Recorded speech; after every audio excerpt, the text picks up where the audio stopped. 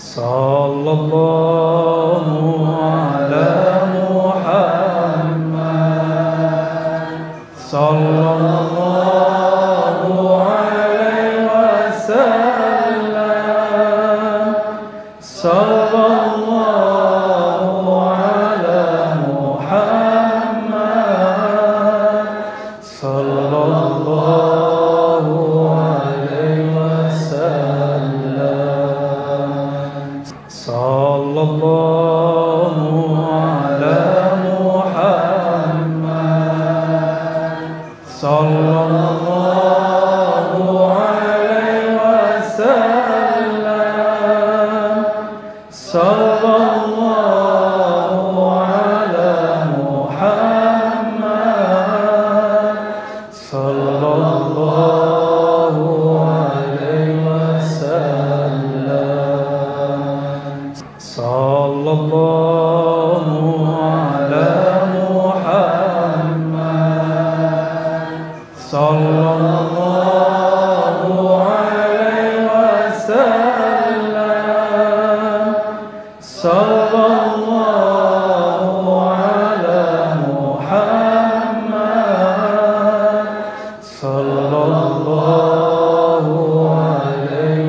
alaihi wasallam. Sallallahu ala Muhammad. Sallallahu alaihi wasallam.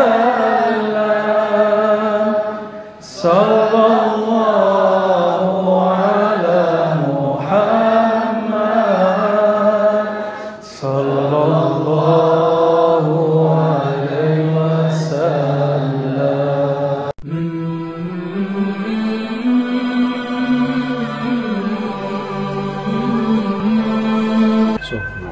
wasallam. Assalamualaikum warahmatullahi wabarakatuh. Anil mas ikut lemes juga ya. Alhamdulillahilladzi syarrafana bi bi'atsati sayyidina Muhammad sallallahu alaihi wasallam. Asyhadu an la ilaha illallah, asyhadu anna Muhammadan abduhu wa rasuluh. Allahumma salli ala sayyidina Muhammad. Allahumma salli wa sallim wa barik ala sayyidina Muhammad. Allahumma salli wa sallim wa barik alaihi wa ba'du. Para pengurus, tokoh masyarakat, para ustadz dan jamaah, Bapak Ibu yang berkat Allah.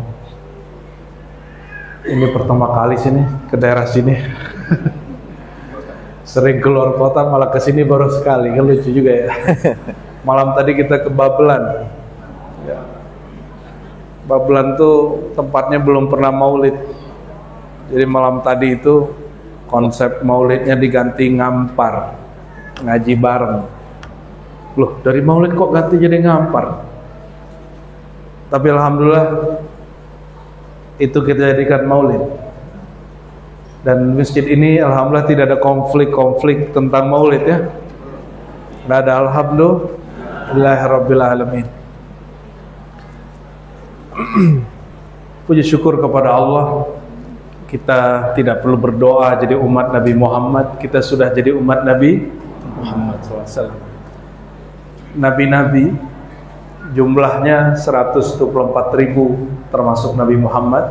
Selain Nabi Muhammad semuanya doa ingin jadi umat Nabi Muhammad SAW.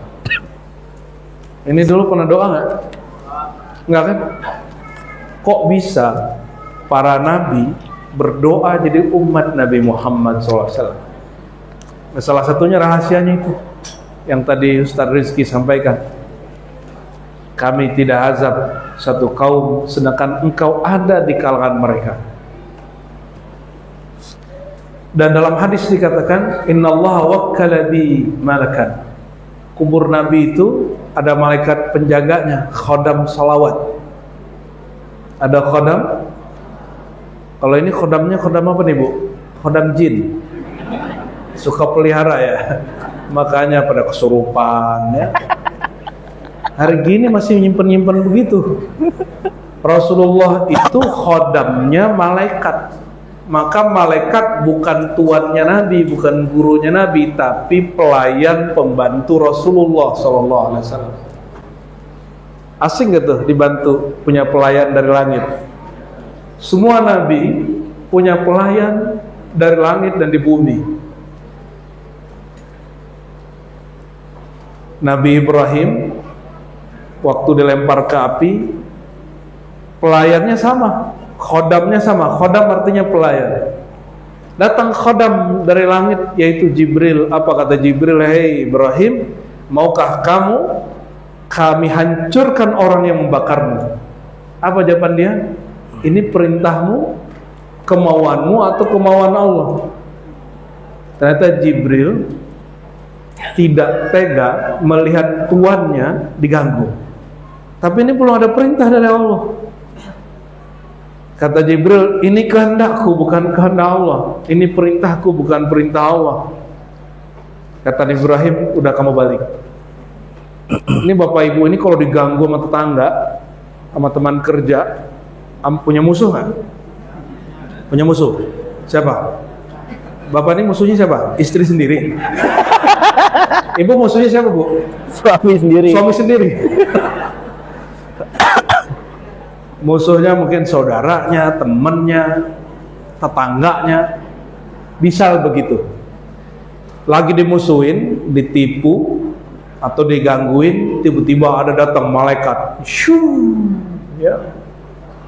Pak John, kata malaikatnya ya, kalau kamu diganggu begini, aku nggak tega. Kita hancurin aja tuh orang yang ganggu. Kira-kira Pak John bilang apa?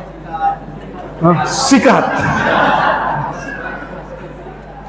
Makanya Pak John nggak bisa jadi nabi. Masa nabi namanya John kan? Tapi dulu ada Nabi Yunus tuh John. Yunus itu kalau ditulis bahasa sana tuh Nabi John. Ya. Gimana Pak John? Betul kan? Kita diganggu sama orang nih. Jangankan malaikat, datang preman bilang, lu diganggu, gua habisin ya. Habisin, kita bilang gitu. Apalagi yang datang malaikat bersayap.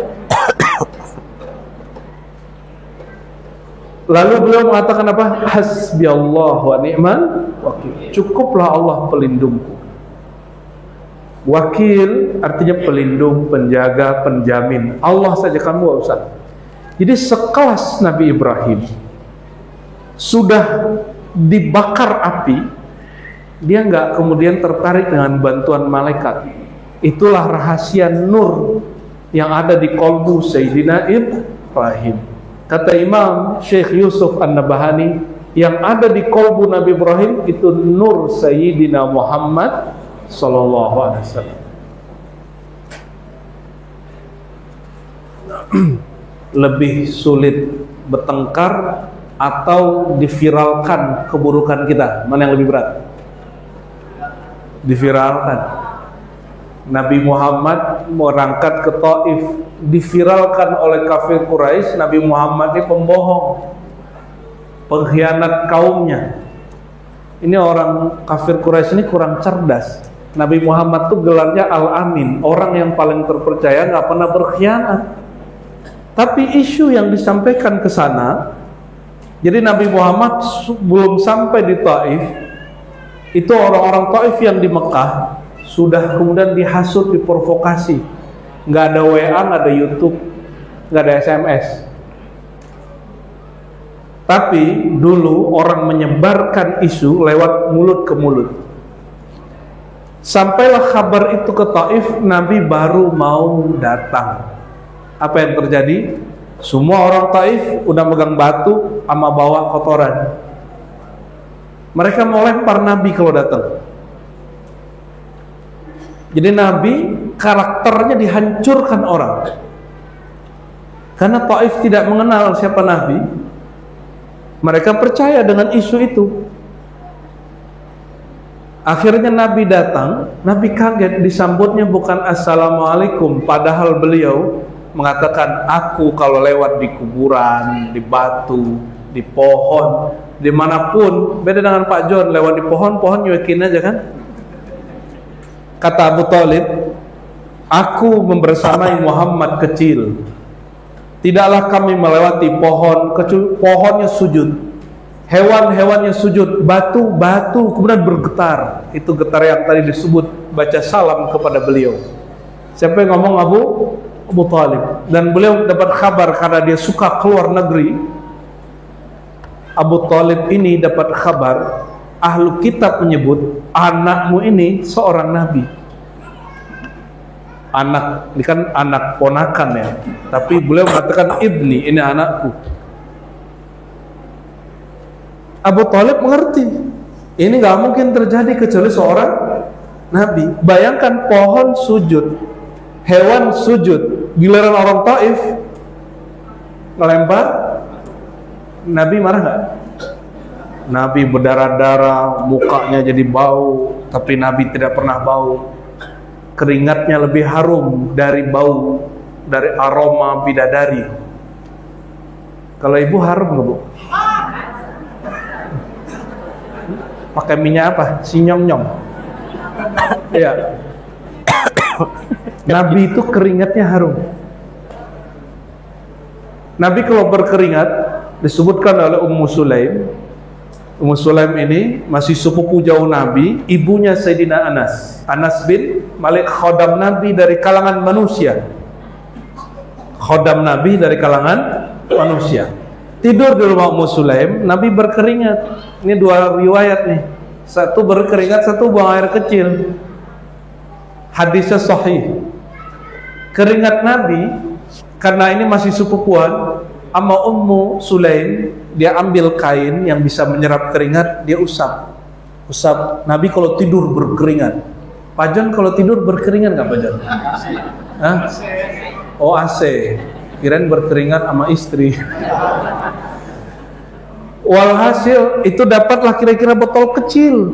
Botol kita sebut hari ini kayak botol-botol wangian, parfum. Itu botol dijadiin apa? Nabi ternyata bangun. Nabi ini kan tidurnya tidak tidur, mata tertidur, hati tidak tidur. Kalau Pak John mata melek, hati melayang. Maaf ya Pak John ya. Allahumma sholli ala sayyidina Muhammad. Nabi tanya, wahai Ummu Sulaim, untuk apa ini keringat? Kata beliau, ini untuk anak-anak kami, untuk kami jadikan obat dan kami jadikan sebagai wewangian, lebih harum dari kasturi. Allahumma salli wa sallim wa barik ala sayyidina Muhammad.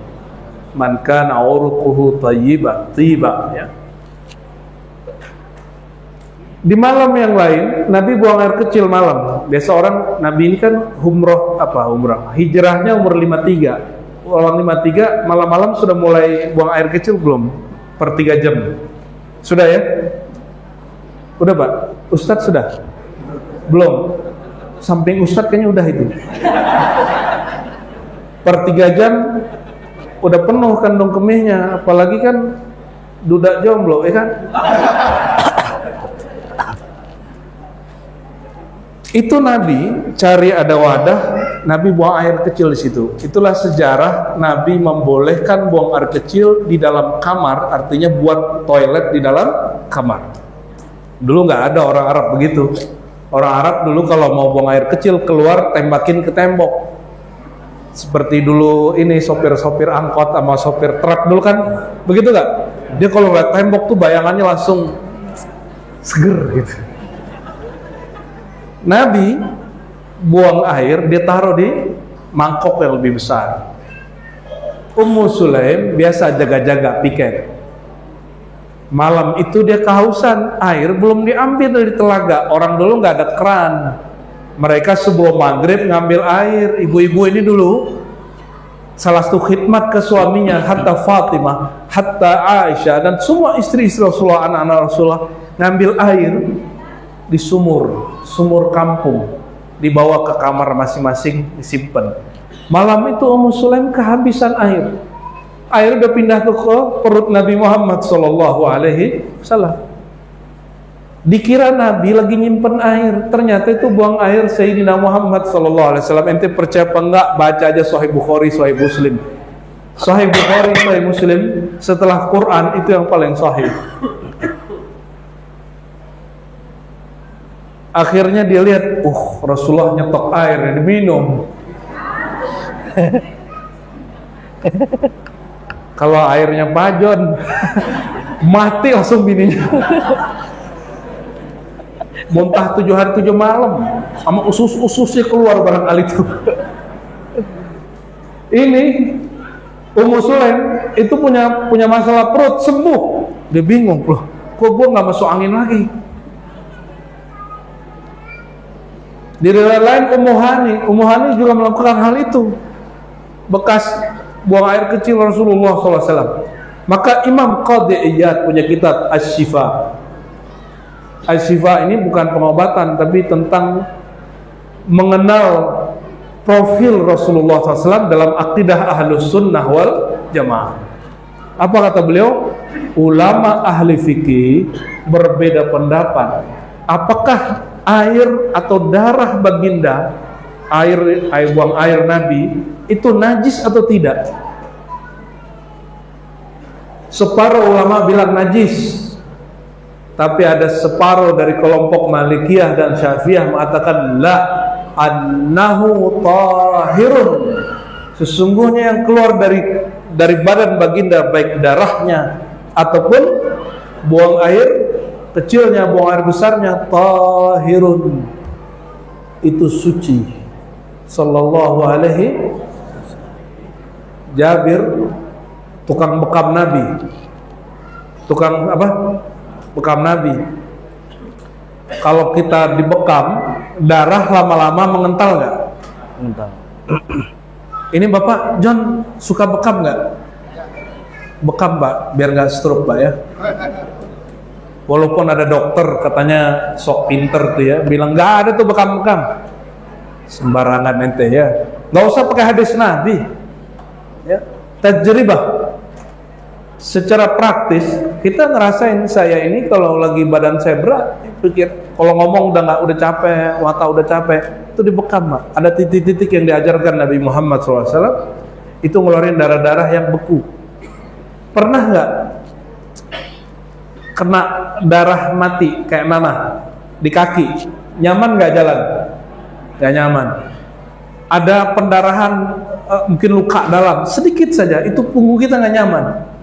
Ini ada darah kotor, kental, sulit bergerak di punggung kita, di pembuluh darah kita. Itu yang bikin punggung nggak enak kalau bangun tidur. Selevel Nabi mengalami itu. Dibekamlah dengan cara lama. Cara lama itu bekam, dibersihin, disterilin, langsung disodet. Kalau sekarang sudah dikop lebih aman. Yeah.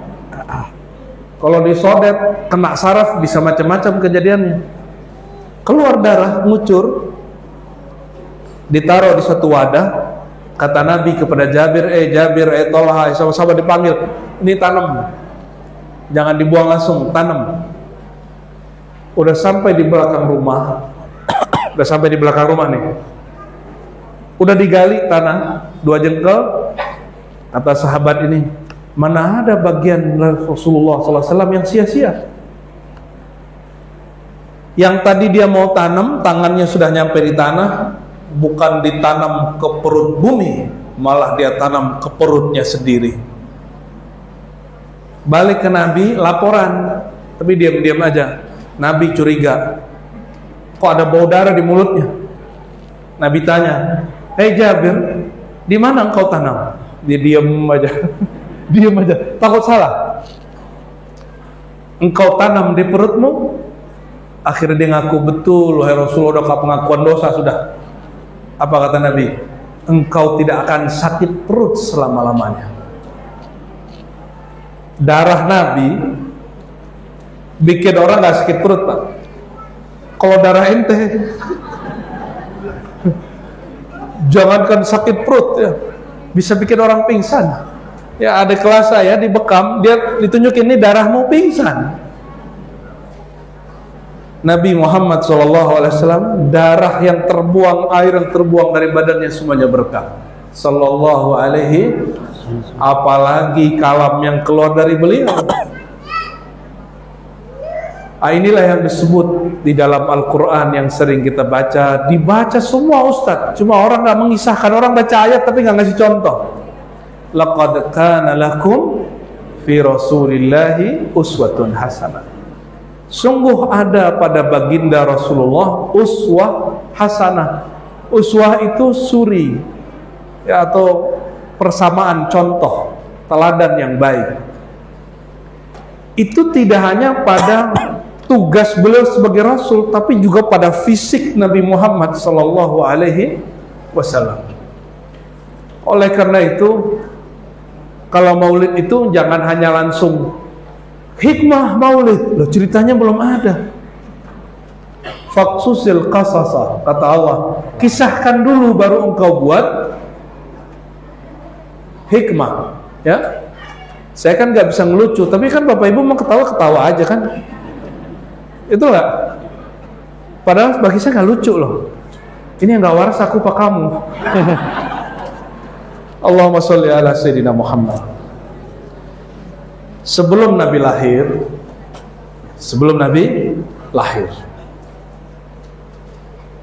ayahnya Sayyidina Abdullah bin Abdul Muttalib. Sayyidina Abdullah ini juga suka berdagang. Jadi orang Quraisy semuanya pedagang, karena nggak ada di situ sawah, nggak ada ladang, nggak ada. Beda dengan Madinah, tanahnya subur ala Madinah, bukan ala Bekasi. Bekasi lempar aja tuh singkong jadi, betul nggak? Tapi kenapa banyak pengangguran di Indonesia? Ya, ada apa ini? Karena orang nggak mau nyebar, maunya numpuk di Bekasi, betul nggak? Akhirnya ngeluh pengangguran. Lu inna ardallahi wasi'ah, kata Allah, bumi Allah tuh luas, otak ente nggak luas, pandanganmu nggak luas. Kalau mentok di sini, cari tempat lain. Sallallahu alaihi wasallam. Sayyidina Abdullah dia belanja di musim dingin ke bawah, ke selatan, ke Son'a. Di situ dia beli barang-barang. Sadar nggak bapak ibu? Orang Arab itu dikenal dengan nasi kebuli, bener nggak? Betul. Rempahnya apa? Kapulaga, cengkeh, betul. Apa lagi? Kapulaga, cengkeh, jahe, apa lagi? Bawang. Ada nggak orang Arab nanam begitu? Terus dari mana dapatnya? Dari mana dapatnya? Dari negeri kita. Jadi sebelum Nabi lahir, orang Arab pra Nabi Muhammad SAW setiap musim dingin turun ke bawah, ke selatan, ke Son'a, ke teluk namanya Teluk Aden. Sebelum Teluk Aden, kalau agak ke timur namanya Hadramaut, banyak orang mati di situ, maka disebut Hadramaut, tempat Habib Umar hari ini. Terus lagi ke sana namanya Teluk Aden. Itu orang Indonesia jualan kapur. Untuk apa kapur? Kapur itu bisa buat minuman, bisa juga bikin kesehatan, bisa juga bikin obat kuat. Yang katanya Hajar Aswad, Hajar Jahanam, itu nggak ada orang Arab punya, itu dari Bekasi itu dulunya. Terus ente kena prank beli Hajar Jahanam di sana, padahal bikinnya di Papua. Ya, Fir'aun atau Fir'aun itu bukan di Kairo, Fir'aun itu di daerah Luxor. Luxor itu udah tengah, Asyut terus, saya udah pernah ke sana. Mesir agak selatan. Jadi kalau dari Aden tinggal naik kapal beberapa masa nyampe di perbatasan itu, di daratan Afrika Utara. Mesir hari ini. Itu Fir'aun diawetkan nggak? Betul. Diawetkan bahannya kapur barus, kapur dari negeri Barus. Ini bukan cocok logi pak, saya masih meneliti, ya, masih jadi peneliti, masih jadi dosen. Kami meneliti kata-kata Quran yang berasal dari wilayah kita. Ada beberapa yang dari kita, kayak zanjabil, jahe, nggak ada di Arab, nggak ada di Mesir. Zanjabil, kafur, kapur. Apa yang kita namanya kamper apa? Apa? Kampar apa kamper? Saya lupa namanya itu ya. Itu dijadikan untuk mengurap jenazah raja-raja Mesir. Raja-raja Mesir Ramses 1, 2 itu semua sudah ada sebelum Nabi Musa. Nabi Musa itu sama Nabi Muhammad berapa ribu tahun? Lebih dari 1000 tahun. Ke Nabi Isa 500, ke Nabi Musa di atas 1000 tahun, ke Nabi Ibrahim 3000 tahun. Itu Fir'aun Mesir sudah pakai pengawet kapur dari negeri Barus. Maka disebut kapur Barus. Barus di mana? Sumatera Utara apa Aceh gitu ya? Sumatera Utara. Ada orang Sumatera Utara nggak di sini? Ada Sibolga, bener ada Barus namanya. Hari ini Pemda di sana dikabarkan hasil penelitian begitu, dia tanam lagi itu kamper-kamper itu, ditanam lagi. Dan ada satu teluk di sana, saya lupa namanya, diteliti sama timnya Fadlizon, Menteri Kebudayaan kita. Dia melek sejarah. Untungnya dia doktornya bagus. Dia seorang peneliti juga dulu. Apa kata dia? Ketemu kuburan, ketemu koin-koin dari zaman sahabat sudah ada di pantai barat Sumatera. Maka lagi dibikin buku baru nih untuk anak-anak kita nanti. Jadi sahabat Nabi sudah masuk ke negeri kita di zaman Nabi masih hidup, dan itu bukan cerita khurafat dongeng, sudah jadi catatan ilmiah. Nunggu hasilnya keluar, ya, sejarah Indonesia sebelum yang kita tahu selama ini. Yang Bapak Ibu pelajari di sekolah nih produk-produknya ya, wajah-wajah hasil jajahan Belanda. Tuh, ya kan? Indonesia berapa tahun dijajah? Itu mah Batavia doang. Itu kan bukti-bukti dijajah sama Batavia nih. Itu hanya Batavia, daerah Sunda Kelapa, dijajahnya 350 tahun. Orang Banten belum. Orang Banten sampai beberapa 50 tahun sebelum Indonesia merdeka masih perang dia. Dipimpin oleh mursyid-mursyid tarekat Qadiriyah Naqsyabandiyah. Makanya kemudian jadi hubungannya nggak baik sama Sayyid Utsman, Habib Utsman Betawi. Karena Habib Utsman Betawi dianggap orang ini tuduhannya, padahal ceritanya nggak begitu.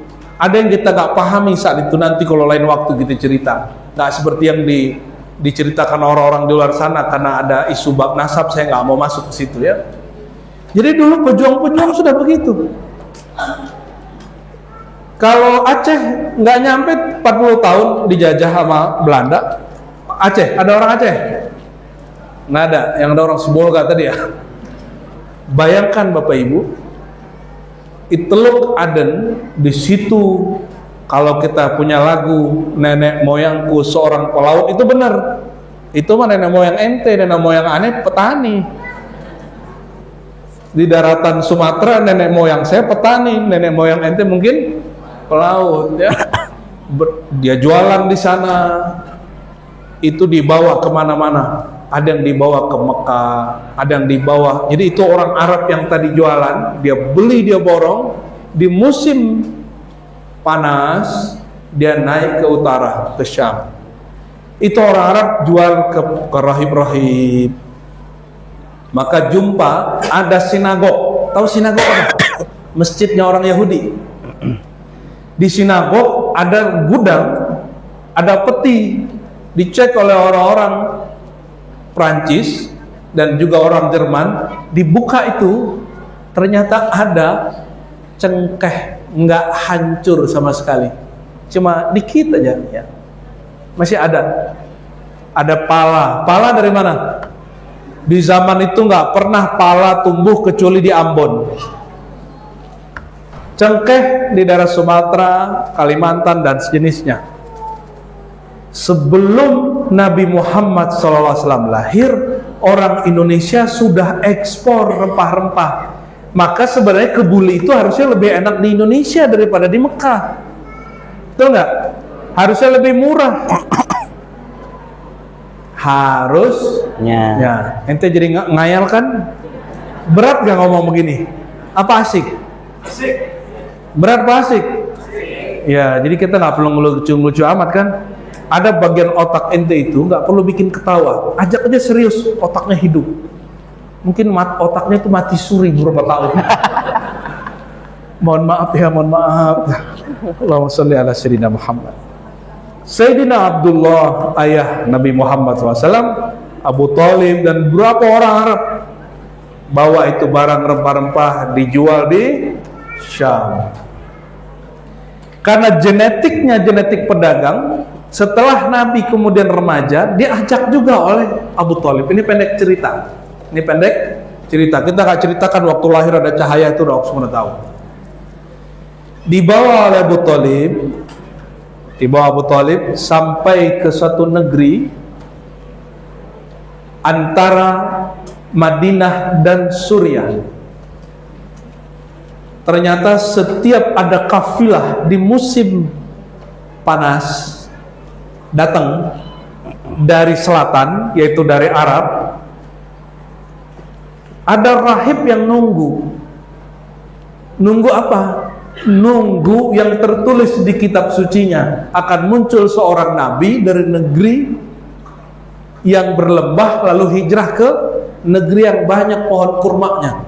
Dia tunggu-tunggu, dia tuh curiga itu pasti kalau nggak Mekah, Madinah, dulu sebut Yathrib. Sudah berapa kali puluhan tahun nggak ada yang muncul, sesuai kriteria dia. Jadi setiap kali musim panas, satu kali dia lihat umur Nabi belum beberapa belas tahun. Abu Thalib dan kafilahnya kemudian bawa Nabi Muhammad Sallallahu Alaihi Wasallam. Ini kisah sering dengar ya. Nama rahibnya siapa? Ini hari ini saya kisahkan dua rahib. Cuma yang ketahuan namanya di hadis cuma satu rahib ini. Yang ini belum nyampe Syam, belum nyampe negeri Syam. Ketika kemudian dilihat oleh Buhairah, kata Buhairah ke anak-anak buahnya, ke murid-muridnya, siapkan makanan enak, terenak kalian, karena yang saya tunggu-tunggu sudah datang. Akhirnya itu kafilah mendekat ke gerejanya Buhairah. Diajaklah mereka makan. Waktu mereka makan, dia keluar. Buhairah keluar, dia lihat, adakah sesuatu yang menjadi tanda yang dia lihat tadi? Apa yang dia lihat tadi? Dia melihat dari jauh, mata memandang, ada awan. Ya, kalau umuran saya itu nonton namanya nonton Son Goku, itu Son Goku nggak? Awan Kinton. Awan Kinton. Bedanya awan Kinton, Son Gokunya di atas. Kalau Nabi Muhammadnya di bawah. Itu asbabnya Nabi Muhammad gak pernah punya bayang-bayang. Gak ada bayang-bayangnya. Kenapa? Setiap keluar khodamnya dari kalangan siapa?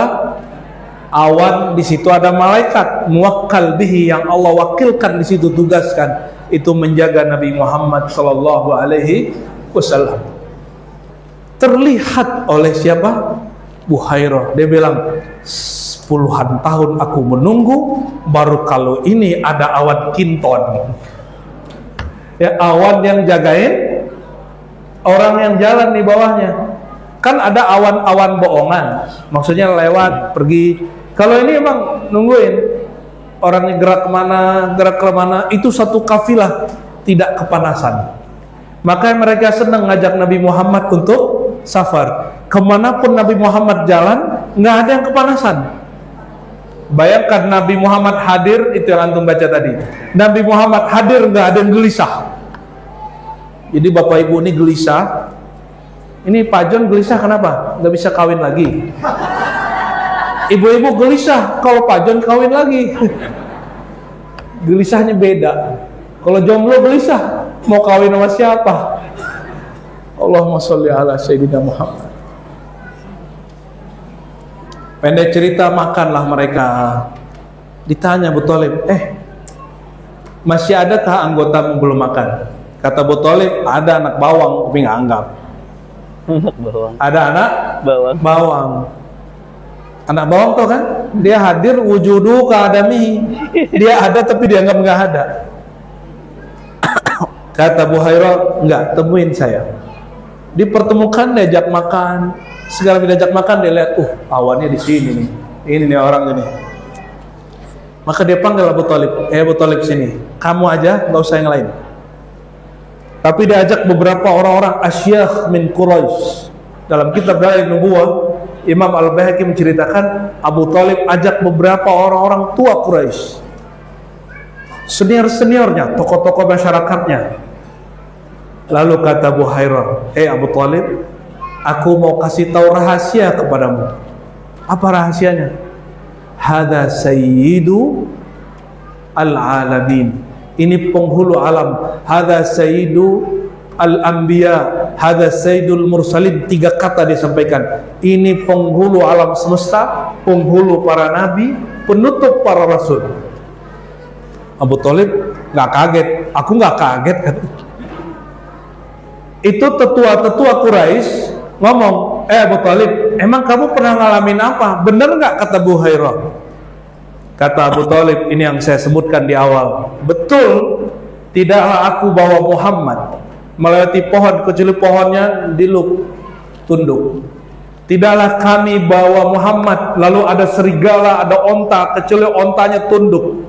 Kata Abu Thalib, dulu ayahku Abdul Muttalib punya banyak usaha ternak onta. Kalau ontanya hilang, cukup panggil Muhammad, itu ontanya balik. Jadi Muhammad, Muhammad, kata Abu Thalib nih, Abu Thalib ini udah kecapean, disuruh babehnya siapa? Abdul Thalib nyari, capek, udah aki-aki. Dia panggil anaknya Abu Thalib, Abdullah, Hamzah, semua dipanggil, cari itu ontakku berapa ekor, nggak ketemu. Mereka udah capek. Abu Thalib panggil Abu Thalib. Abu Thalib dipanggil, kamu punya jimat. Jimatnya siapa? Muhammad. Panggil dia. Oke, dibawalah. Nabi Muhammad baru keluar beberapa meter, Nabi cuma nggak tahu baca apa Nabi itu ya. Nabi nggak baca apa-apa, Pak. Nabi cuma ngomong, kakekku wahai onta manggil kalian. Aku Muhammad manggil kalian. Datang ontanya semua. Ini cerita palsu? Enggak. Ini ada di kitab Dalailun Nubuwah, ada di Sirah Ibnu Ishaq, Ibnu Hisham, ada di banyak kitab-kitab ulama ahli sejarah, ahli hadis. Ini baru masih kecil, Pak. Ini jangankan ini, ayam aja lepas Pak John nggak bisa nangkep. Ya, ente punya ayam nggak? Enggak ya? Punya handphone ya? Bocil? Punya kecoa? Anak-anak hari ini berternak jin. Nabi Muhammad SAW, semua mukjizat para nabi ada di beliau. Nabi yang bisa dialog sama binatang, Nabi siapa? Sulaiman. Sebenarnya semua nabi bisa dialog dengan binatang, tapi yang dapat tugas itu Nabi Sulaiman, Nabi Daud. Semua nabi boleh, Pak. Semua wali Allah bisa dialog dengan pohon, bisa dialog dengan hewan. Cuma yang dapat tugas wali-wali tertentu. Ada wali yang dialog sama jin, ada wali yang dialog sama malaikat. Mereka pewaris para nabi karena nabi dulunya begitu. Tuh jadi serius, nggak ada yang tidur kan? Yang tidur antum yang tidur. Ngantuk. Bocil aja bangun tuh ya. Cerita Buhairah versi lain, bukan Buhairah, rahib yang lain. Buhairah ini Nasrani, yang ini rahib Yahudi. Apa kata Buhairah sebelum kisah ini terjadi? Hei Muhammad, jangan bawa ke negeri Syam. Jika engkau bawa ke negeri Syam, yaqtulunahu, dia pasti dibunuh. Bawa pulang. Akhirnya beberapa tokoh bawa Nabi Muhammad pulang. Ketika mulai remaja, sudah mendekati dewasa. Udah mulai apa? Dekat-dekat dewasa. Nabi Muhammad SAW diajak lagi oleh Abu Thalib. berangkatlah mereka. Tapi saat itu berangkatnya Abu Thalib ini sudah kerjasama dengan siapa? Khadijah. Khadijah ini orang kaya, investor, paling kaya, perempuan paling cantik. Dia umurnya hampir 40 tapi wajahnya 20 tahun. Kalau ibu-ibu ini wajahnya berapa tahun, Bu? 17. Sayyidah Khadijah 17. kirim seorang anak muda. Ini bukan nama perempuan, namanya Maisarah. Maisarah kalau di Bekasi nama cewek ya. Kalau di sana Maisarah nama laki-laki muda. Maisarah ini orang yang gampang membantu. Maisarah berangkat. Waktu itu sedang dipercaya Nabi Muhammad mau jual barang. Jadi Nabi ini ahli juga marketing, direktur marketing dulu. Masih muda. Sampai di negeri Syam, di pasar, itu barang kejual dan untung besar. Selesai, ada satu pohon yang umurnya sudah tua. Tidak ada yang berani duduk di situ kecuali orang-orang unik. Nabi berteduhlah di bawahnya, menyandar di bawah pohon. Ternyata sama dengan Buhairah tadi. Ini rahib Yahudi, dia lagi nunggu karena di kitab Tauratnya disebutkan nanti Nabi akhir zaman kalau datang ke negeri Syam pasti dia duduk di bawah pohon itu. Karena tidak ada yang berani duduk di situ kecuali seorang Nabi. La yajlis tahtaha illa nabiyyun. Dipanggillah ini Maisarah oleh si rahib. Kamu sini anak muda. Ditanya, Maisarah, itu siapa? Kata Maisarah, itu direktur kami, direktur marketing, namanya Muhammad. Kata si rahib Yahudi, tahu nggak kamu? Dari zaman dulu, zaman bahla sampai sekarang, nggak ada yang berani duduk di situ kecuali dia Nabi. Nabi Ibrahim lewat di situ. Jadi itu pohon udah tua, udah ribuan tahun. Karena itu dianggap pohon angker. Jadi orang Arab, orang non Arab juga paham kalau ada pohon tua nggak ada yang berani. Kayak kita ngelihat pohon beringin, yang angker otaknya, beringinnya mah nggak angker. Apa salah beringin ditakut-takuti coba? Betul nggak? Kata Nabi, tidak ada satu pohon kecuali ada malaikat di situ. Terus ente kenapa ngeliat kuntilanak di situ? Jangan-jangan otaknya bermasalah itu. Karena ente belajar perdukunan, ilmu hikmah bumi, bukan hikmah langit. Kalau aneh ngeliat pohon, kita ngerasain ada rahmat malaikat di situ dari Allah. Nggak tahu kalau antum ngeliat pohon, ngeliat apa? Logo partai. Itu jin kolor hijau, kolor hijau.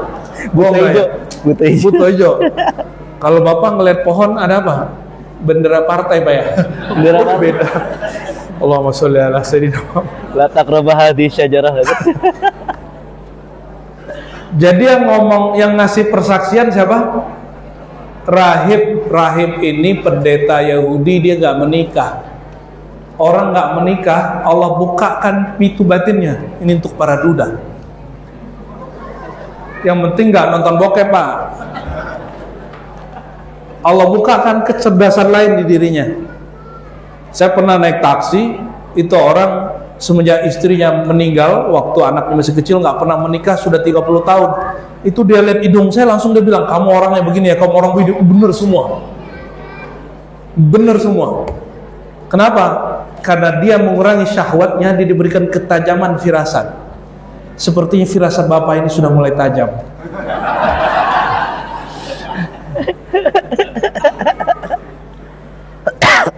Satu ketika Maisarah kemudian ini udah pulang ke Mekah ya. Nabi Muhammad pulang, orang Arab bingung. Kok Nabi bawa barang bagus dan barang itu dibutuhkan oleh orang Mekah. Jadi Nabi itu beli barang juga di selatan, dibawa ke Suriah, pulang, dia bawa barang baru lagi dijual untuk orang Mekah. Jadi untung berlipat-lipat. Tapi bukan itu yang bikin Khadijah. Khadijah bukan matre, dia duitnya sudah banyak. Dia tidak mengejar Sayyidina Muhammad karena dia pinter. Yo, ini barang bagus nih. Bukan. Kata Maisarah. Jadi Maisarah dipanggil. Maisarah ini anak buah sekaligus jadi intelnya Khadijah. Ibu-ibu ini suka ada intel loh Pak, hati-hati Pak. Ngintelin ini Bapak tuh, status-status Bapak, hati-hati. Nyampe kemudian di rumah Khadijah ditanya, Maisarah, ma ra'aita? Apa yang kamu lihat dari sosok bernama Muhammad ini? Disebutkanlah dia kalau jualan, setiap kali jualan ngasih hadiah. Orang kalau di sana jualan bukan sebulan 2 bulan, 3 bulan sampai 4 bulan. Jadi orang Syam sudah viral nama Nabi Muhammad. Kalau yang jualan Muhammad pasti kita dapat hadiah. Misalnya nih, jualan bunga besar pasti dapat bunga satu kecil. Jualan barang apa dapat hadiah. Kalau sekarang namanya ilmu bakar, ya, bakar duit. Itu udah dipraktekkan Nabi Muhammad SAW. Yang seri jual beli GoFood dapat apa? Diskon. Ente ini korban-korban bakar duit. Itu sudah dipraktekkan Nabi Muhammad SAW. Nggak pernah sekolah di BINUS,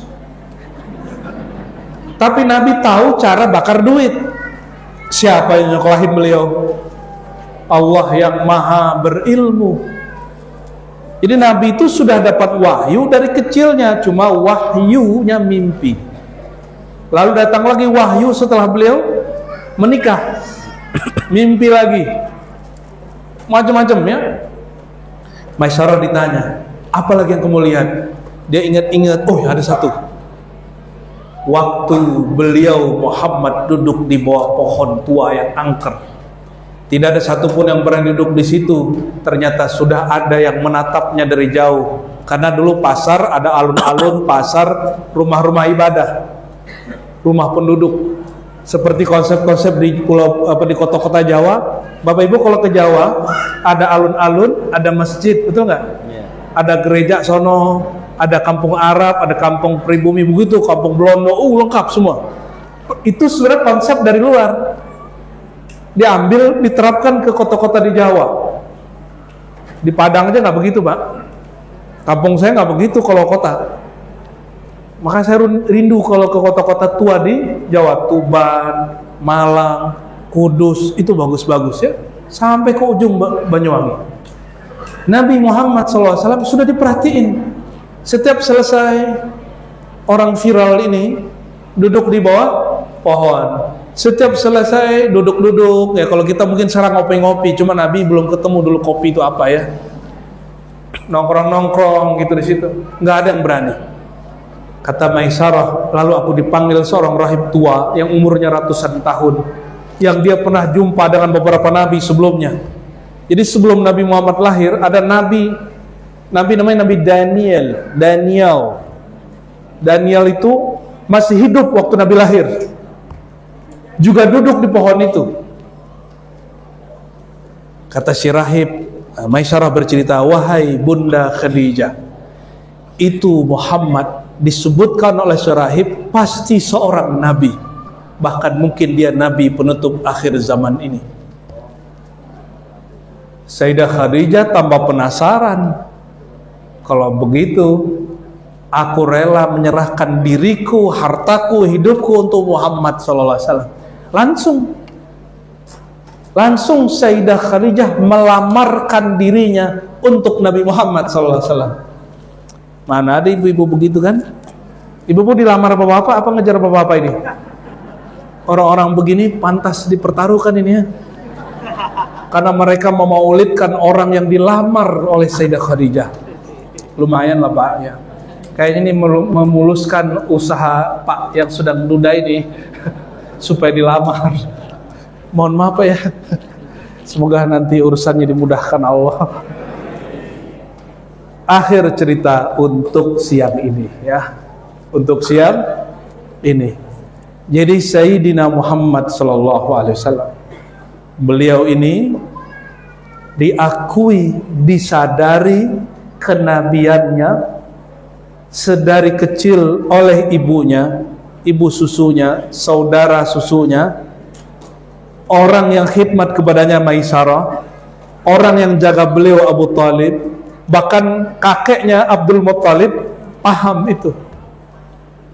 Bahkan Abdul Muttalib ini, ya, Abdul Muttalib ini punya saudara tiri, itu mimpi ditunjukkan sosok Nabi Muhammad, dikatakan inilah Rasul akhir zaman, digituin. Dan juga diakui oleh para rahib,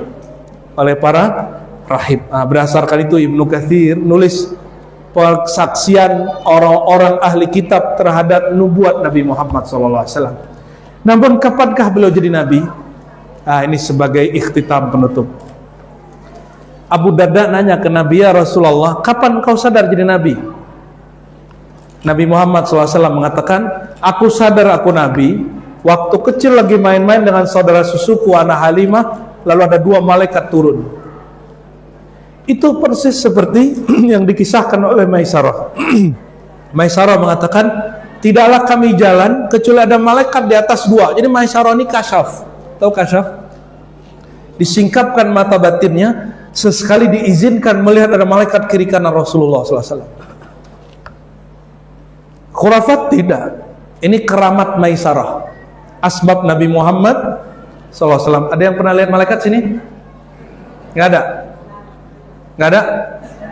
Lebih mulia lihat malaikat apa lihat Nabi Muhammad SAW? Mana yang lebih mulia? Maisarah lihat malaikat, Maisarah lihat Muhammad, mana yang lebih mulia? Jadi jangan ente kira lebih ajaib lihat malaikat daripada lihat nabimu. Justru keberuntungan Maisarah, dia bisa jumpa Nabi Muhammad SAW.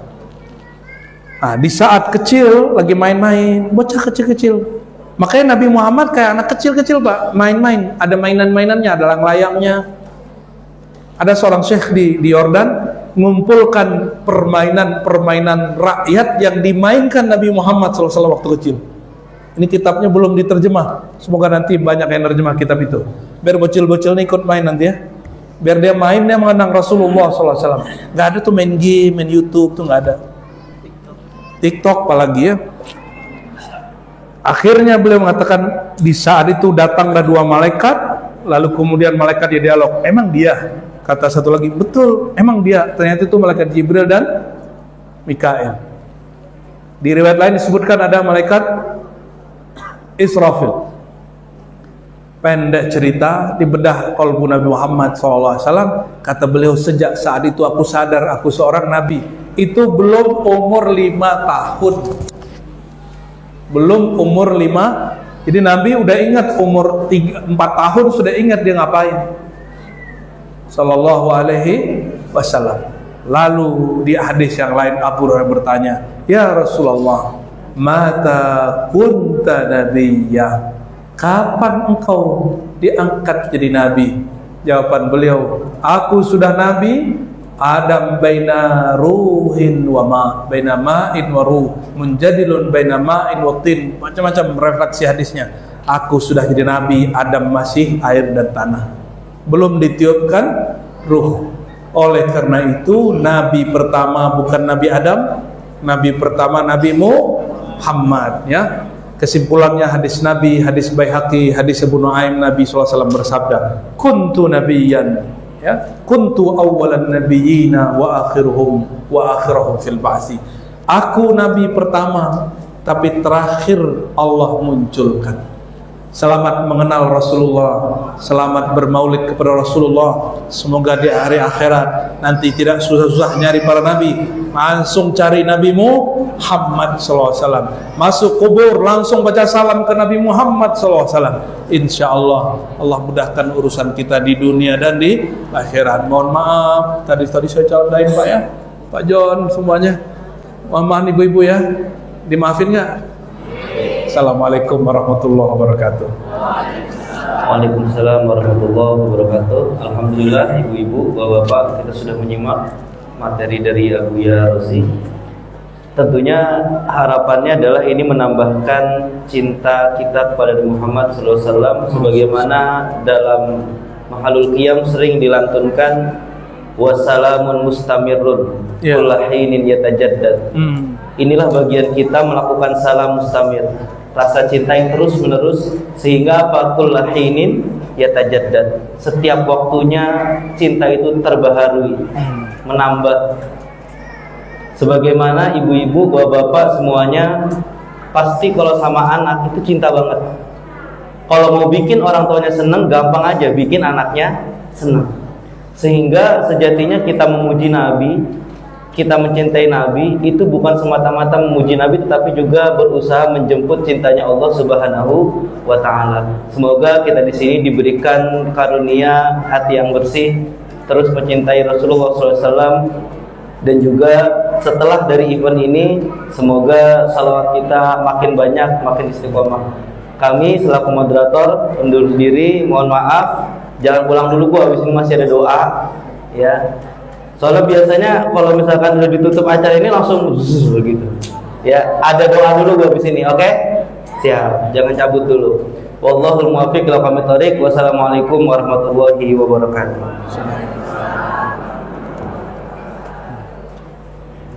Alhamdulillahirrahmanirrahim. Jazakumullah khairan jazaa kepada guru kita Abuya Dr. Ar-Razi Hasib yang alhamdulillah diberkati oleh Ustaz Bismillahirrahmanirrahim. Harapan kita, doa kita semoga apa yang disampaikan oleh guru kita Abuya Ar-Razi mempertebal iman kita dan meningkatkan cinta kita kepada Rasulullah SAW. Sebagai penyempurna dari ikhtiar kita dalam acara ini, kami mohon kepada Haji Abdul Latif untuk memimpin doa penutup di acara ini. Kepada Haji Abdul Latif dipersilakan. Nggak ditambahin Ad-Dudawi. Mari kita berdoa. Sebelum berdoa kita baca surat Al-Fatihah. Mudah-mudahan apa yang kita inginkan bisa tercapai dan mudah-mudahan kita menjadi hamba Rasulullah SAW. Al-Habibiyah walidayhi sallallahu alaihi Muhammad sallallahu alaihi wasallam. Al-Fatihah. A'udzu billahi minasyaitonir rajim. Bismillahirrahmanirrahim. Alhamdulillahirabbil alamin arrahmanir rahim maliki yaumiddin. Salat Adnani. Salat Adnani ya. Habis ini ya. Habis doa ya. Shiratal ladzina an'amta 'alaihim ghairil maghdubi 'alaihim waladdallin. Astagfirullahaladzim, astagfirullahaladzim, astagfirullahaladzim, astagfirullahaladzim. Ilahil karim dan Allahumma salli wa sallim ala sayyidina Muhammadin fil awwalin wal akhirin wa salli wa sallim ala sayyidina Muhammadin wa alihi wa sahbihi rasulillahi ajmain. A'udzu billahi minasyaitonir rajim. Bismillahirrahmanirrahim. Alhamdulillah hamdan musyakirin hamdan na'imin hamdan yuwafi ni'amahu bikafin wa kafi majidah. Ya Rabbana ya ilahana lakal hamdu wa lakal syukru wa lakal mulku wa lakal ridha kama yanbaghi lil karimil azim sultani. Allahumma shalli wa sallim ala sayyidina Muhammad wa ala ali sayyidina Muhammad salatan tunjina biha dan wal abad wa tabilana bi jamil hajat wa tabakhirna biha min jamil sayiat wa tarhamna biha innaka ala darajat wa tuballu bi ma'sal ghayat dan farati bil hayati wa abadal mamat. Innahu sa'atun qaribun mujibud da'wat ya qadal hajat birahmatika ya arhamar rahimin. Rabbi fir lana wa li walidayna warhamhum kama rabbawna shighra. Rabbi fir lana wa li walidayna warhamhum kama rabbawna shighra. Rabbi fir lana wa li walidayna warhamhum kama rabbawna shighra. Allahumma anfa'na bi ilmina wa ta'limina wa ilmina wa amalan mutaqabbala wa auladan sholihan sholiha wa bahkan nabiyya wa rizqan halalan kasyiran thayyiban mubarakah wa sihatan wa afiyah min dari dunia wa dari akhirah. Allahumma fir li ummati sayyidina Muhammad. Allahumma arham ummata sayyidina Muhammad. Allahumma astur ummata sayyidina Muhammad. Allahumma anfur ummata sayyidina Muhammad. Rabbana atina fid dunya hasanah wa fil akhirati hasanah wa qina adzabannar. Wa adkhilna jannata al-abrar bil aziz ya rabbal alamin. Wa sallallahu ala sayyidina wa ala Muhammadin wa ala alihi wa sahbihi wasallam. Alhamdulillahi rabbil alamin.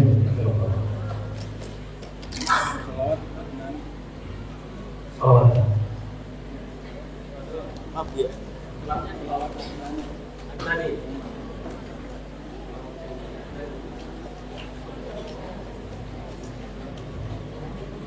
Baiklah jamaah sekalian, alhamdulillah kita telah selesai dalam kegiatan peringatan Hari Besar Maulid Nabi Muhammad Sallallahu Alaihi Wasallam.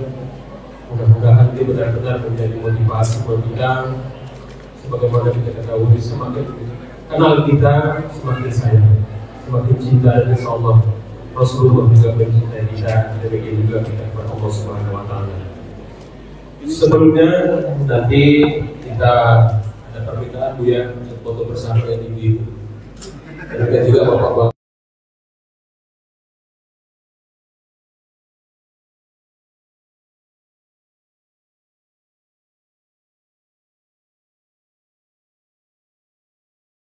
Hmm.